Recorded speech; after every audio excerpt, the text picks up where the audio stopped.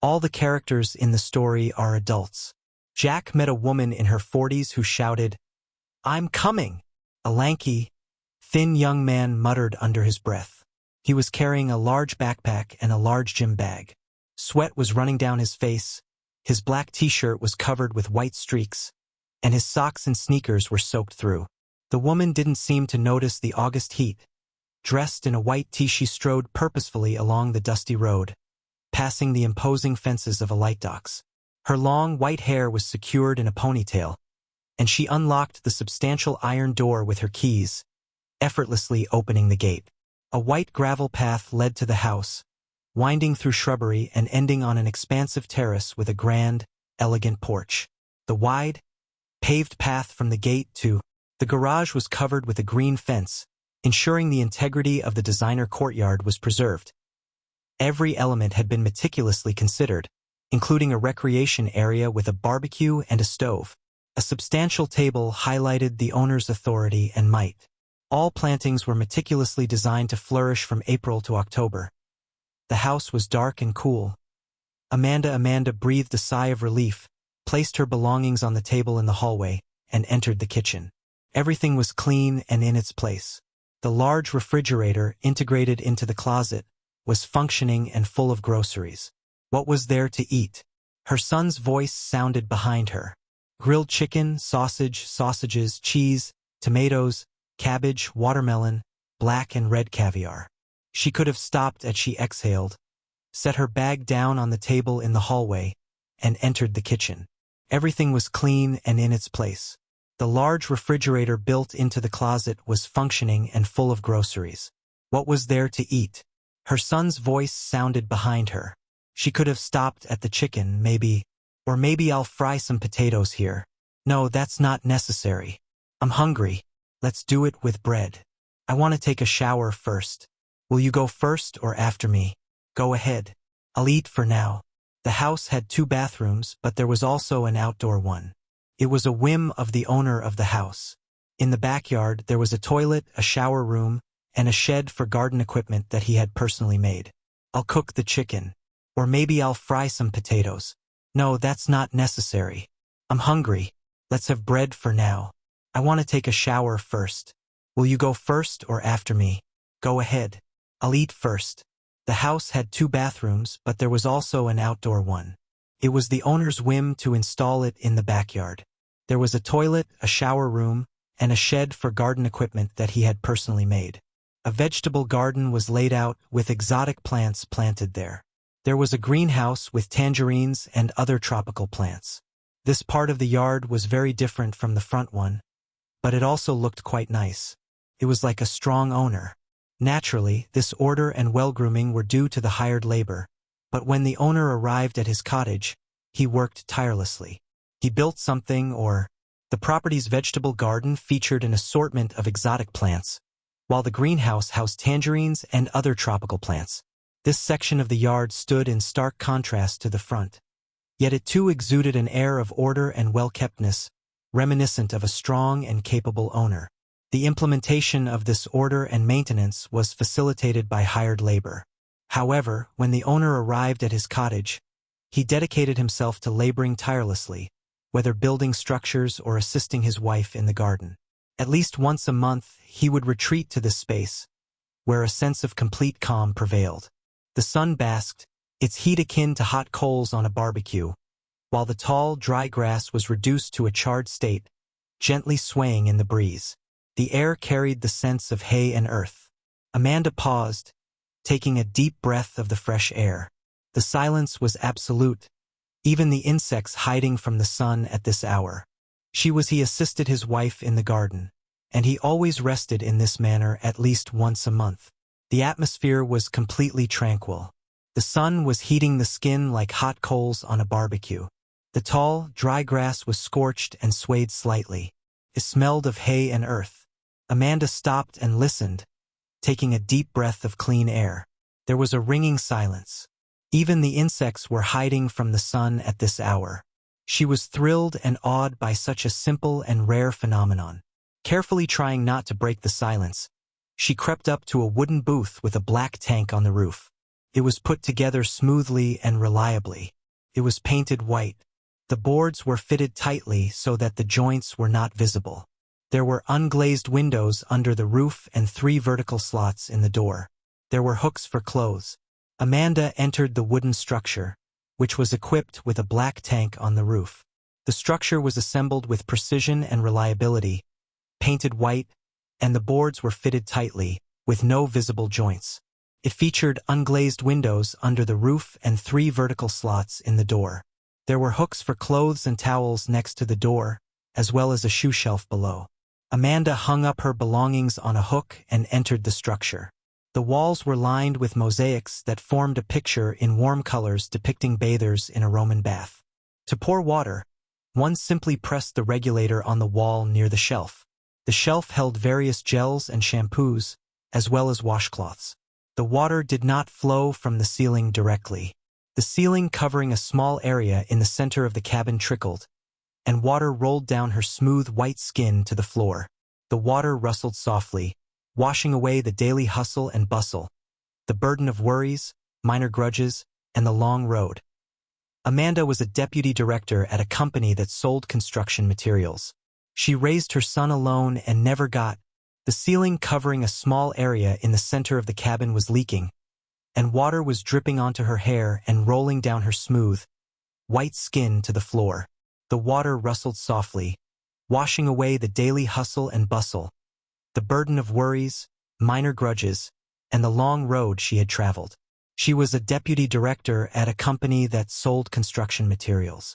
She raised her son alone and never got married. I felt rested, but my son went to the sea twice a year and never needed anything but this year. Her boss kicked her out on vacation. I came to her office this morning with a signed vacation application.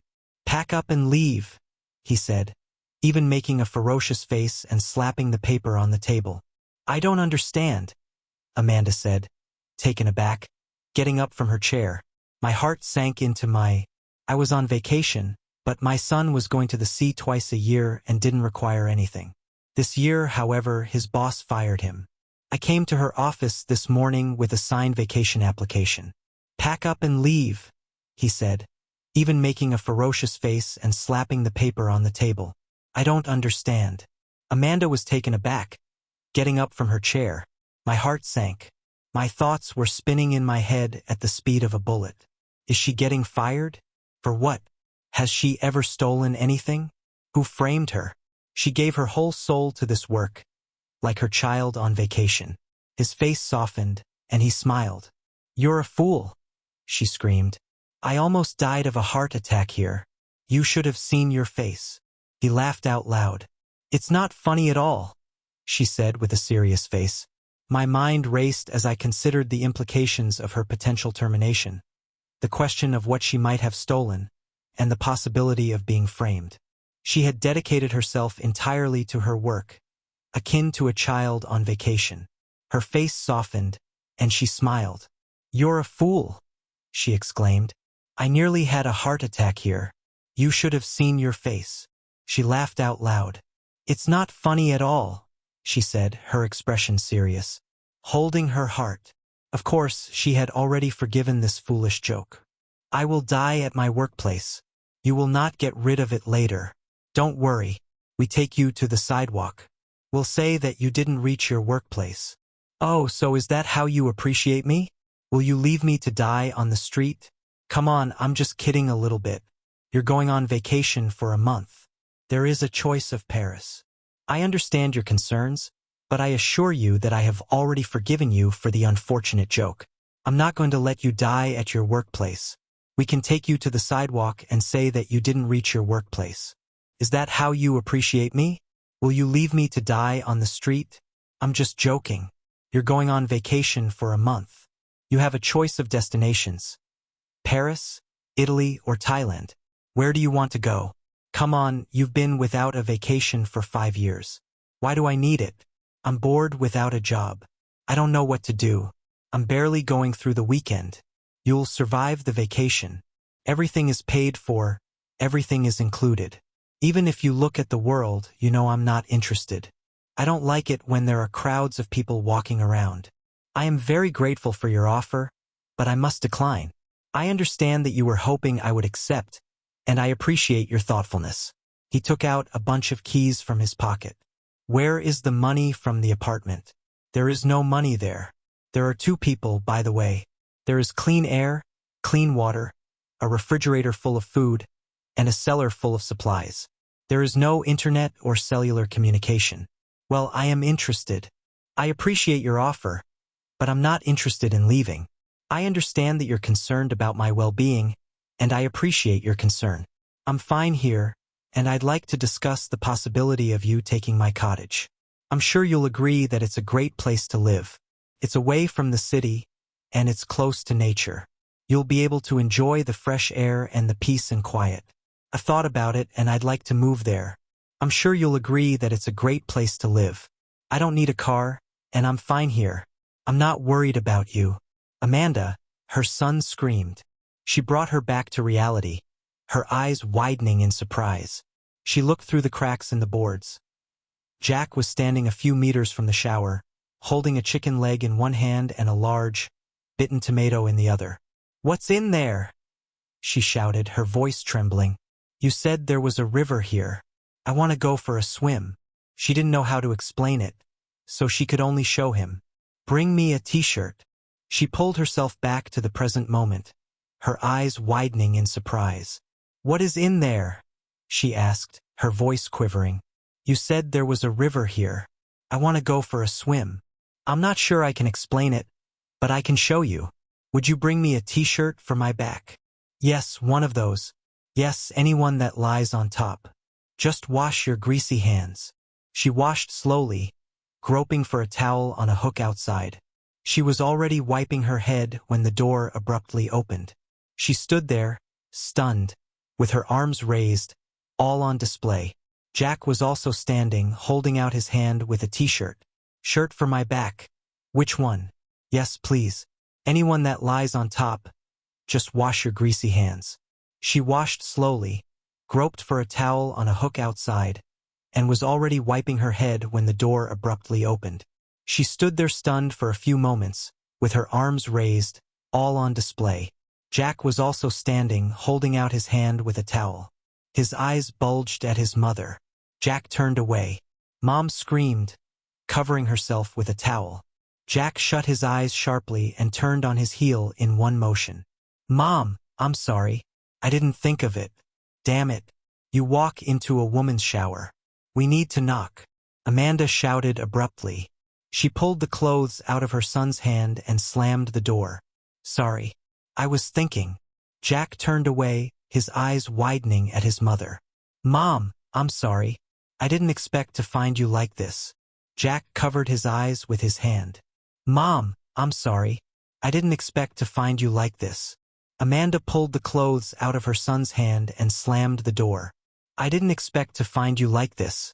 I hope you didn't scare me with your appearance." "No, Mom.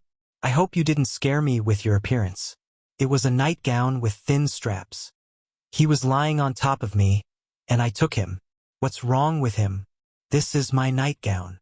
"What has happened to you?" she asked, her voice a mixture of surprise and concern. Jack smiled, his expression revealing a hint of mischief. "I have been waiting for this moment," he replied, gesturing towards the nightgown she had been wearing. "What is the matter with you?" she continued, her tone a mixture of curiosity and concern. "What is the difference?" Jack asked, his tone playful. "Let's go show it already. Otherwise, I want to swim too. I need to change my clothes." "Mom, I can't do it anymore. I'm all sweaty and sticky. I want to dive into the river already." "Okay, just turn away and don't look at me," she said, trying to maintain composure. She quietly opened the door, knowing it was all wrong, but unable to stop. She led the way down the path that Jack couldn't take. "What is the difference? Let's demonstrate it immediately. Otherwise, I want to swim as well. I need to change my clothes. Mom, I can't endure this state of being any longer. I am covered in sweat and feel sticky. I want to dive into the river immediately." "All right, just turn away and don't look at me." She quietly opened the door. She knew it was all wrong, but it was impossible to stop. She led the way down the path that Jack couldn't take. His eyes were off the sight. They entered the forest after the S in sun. It was as if they had plunged into cool water. The forest was wrapped in the aromas of ripe berries and nuts. A woodpecker was working nearby with his beak. Bird songs and the noise of foliage intertwined into a single musical composition. Amanda almost fainted with delight. It was an indescribable state. His eyes focused on the scene before him as he entered the forest after the S in sun. It was as if they had plunged into cool water. The forest was filled with the aromas of ripe berries and nuts. A woodpecker was working nearby using his beak. Bird songs and the sounds of foliage intertwined into a single musical composition. Amanda almost fainted with delight. It was an indescribable state of euphoria. She stretched, spread her arms wide, and bent her back. Jack's eyes bulged in surprise, and he stopped for a moment. I wanted to touch this beautiful woman. Thoughts were swarming in my head. This is wrong. I wonder if she is deliberately teasing him or does not perceive him as a man should. I should tell her what I'm experiencing or keep quiet. He did not understand how to behave. Euphoria. She stretched, spread her arms wide, and bent her back. Jack's eyes bulged in surprise, and he stopped for a moment. I wanted to touch this beautiful woman. I had many thoughts racing through my head. This is wrong. I wonder if she is deliberately teasing him or if she does not perceive him as a man should. Should I tell her what I'm experiencing or keep quiet? He did not understand how to behave in such a situation. He could either ignore it or give free rein to his feelings. But this is Mom. You can't do anything like that with her. With great effort, he forced himself to turn his gaze to the level of his mother's head. Are you quiet there? That's it. His voice was harsh, and he had to clear his throat. I'm just listening to you. What was I talking about? He stammered, just like, in situations like this, it is important to maintain composure and refrain from acting impulsively. Mom, please stop. I understand that you are trying to get my attention, but I am listening to you. I'm just processing your words. Mom, who was a few centimeters away, turned her head and looked intently into Jack's eyes. He was momentarily confused, even forgetting her name. In that brief moment, she wasn't his mom, but a desirable he is not someone who is easily influenced. Mom? She asked, her voice a mixture of surprise and intrigue.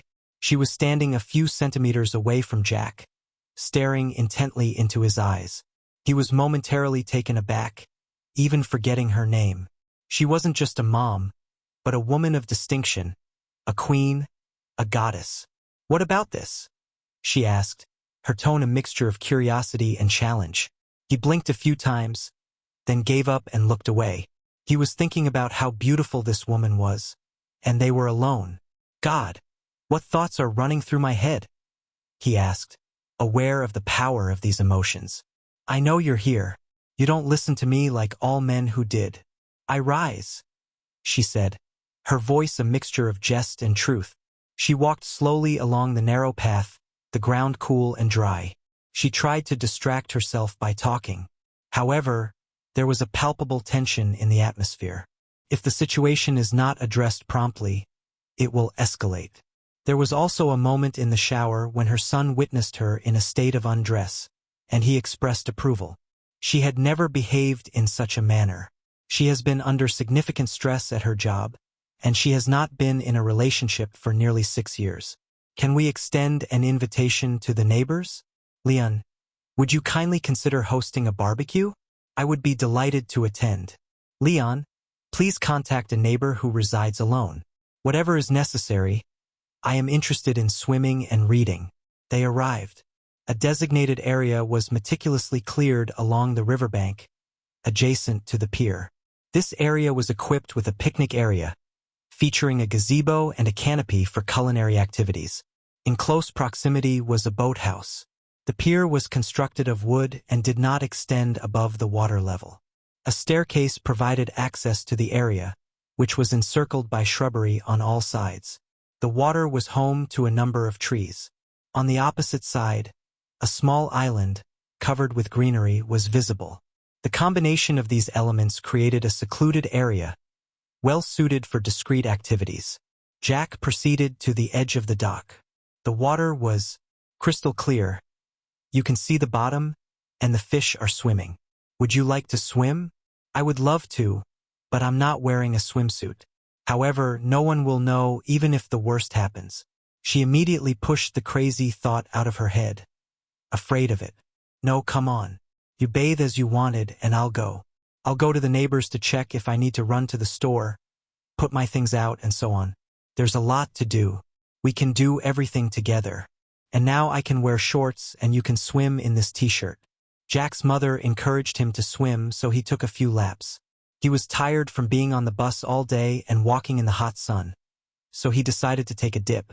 The water felt refreshing, and he enjoyed the view of the seaweed and small fish. Jack was able to take a few dips. He did not hesitate to swim, though he did not focus his gaze on his mother. Jack ran away and dove into the clear, cool water. After several hours on a hot bus and walking under the blazing August sun, the water felt like cold needles on his skin. He opened his eyes and saw that it was light around him. The seaweed was slowly waving, and the small fish were minding their own business. The most curious swam closer, interested in the new object. Pushing off from the bottom, he jumped to the surface of the water and turned around. Mom just ran off the pier and jumped into the water.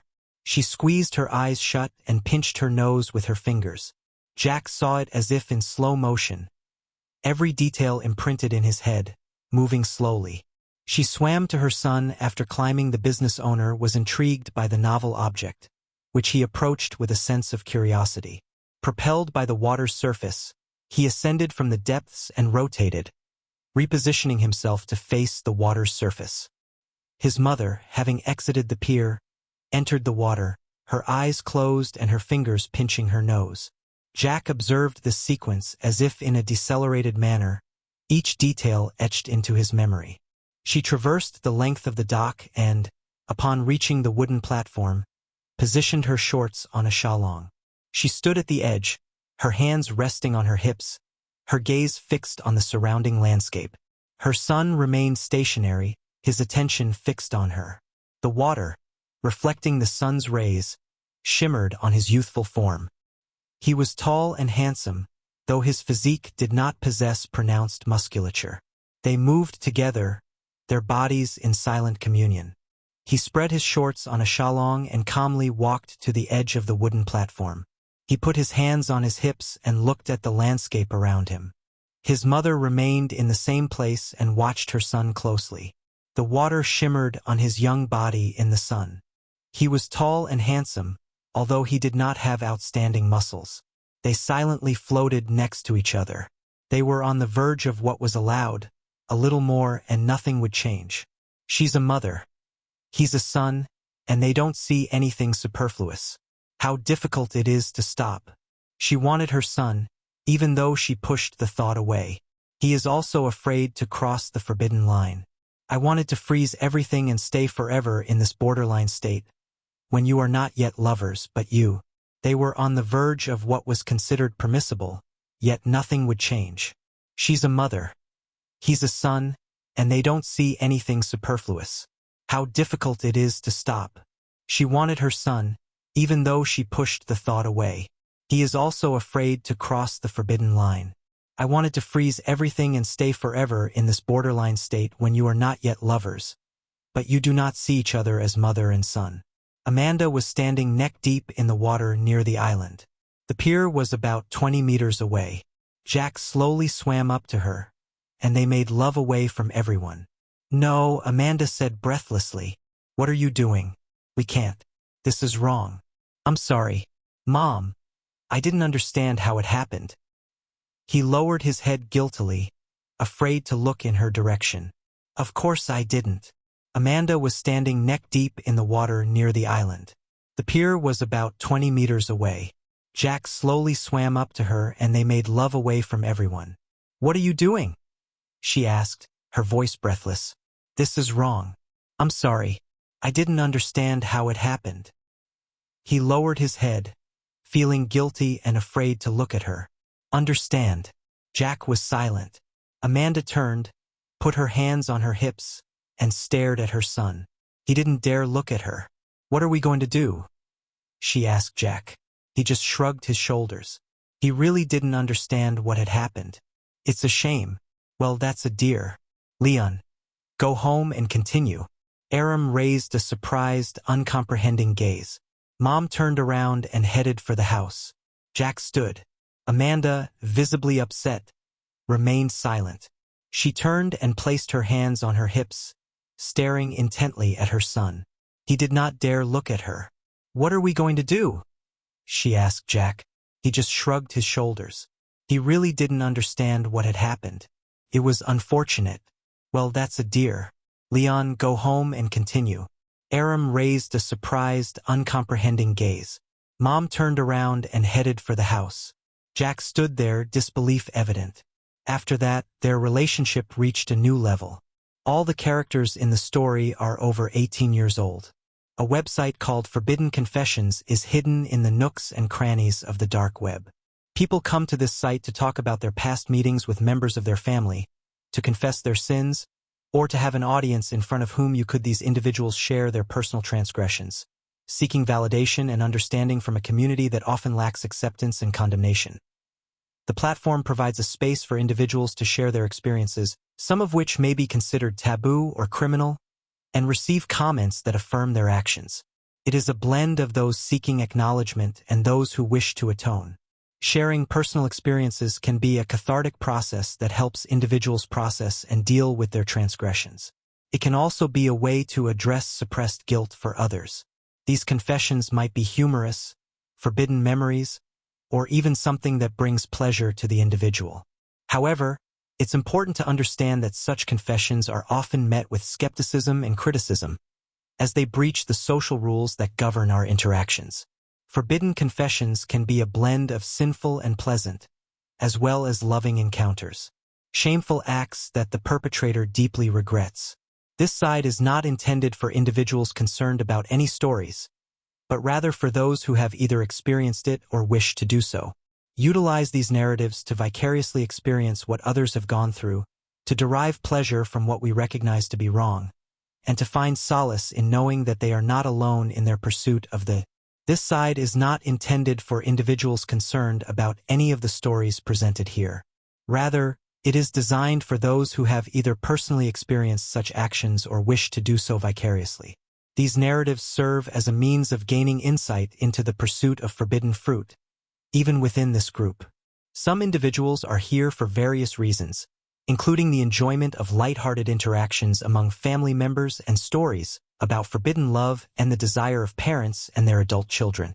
However, there are also individuals whose motivations are more sinister, such as those who find pleasure in narratives involving blackmail or the exploitation of others. Regardless of one's personal inclinations, this side offers a space for exploring these themes. Regardless of one's motives, whether one came to confess, enjoyed confession, or was driven by unhealthy curiosity, the objective is to fulfill one's purpose. My name is Roy, and I am 73 years old. I have visited this site numerous times since discovering it 2 years ago. I have been intrigued by many of the stories here, but I have never felt this continued until today, when the golden anniversary of the event that changed my life forever is celebrated. I hope that for everyone who is or has ever been in a similar situation, this will revive pleasant memories of that magical time when you first experienced the pleasure of realizing that what most people think is wrong can turn out to be right. It was the summer of 1968, and for me and my twin sister Rose, it was a challenging period. Our parents' religious beliefs, which held that most of the world's offerings were sinful and required constant repentance and kneeling, contributed to this perception. However, the experience of my father, a priest, was quite different. Our mother was responsible for our education, while our father dedicated his time to the church. The congregation was small, and the tithes he received were barely enough to keep the church afloat and support his family. Our mother contributed by offering piano lessons and tutoring the neighborhood children. Despite our limited financial resources, we had a place to live, food on the table, and decent clothes.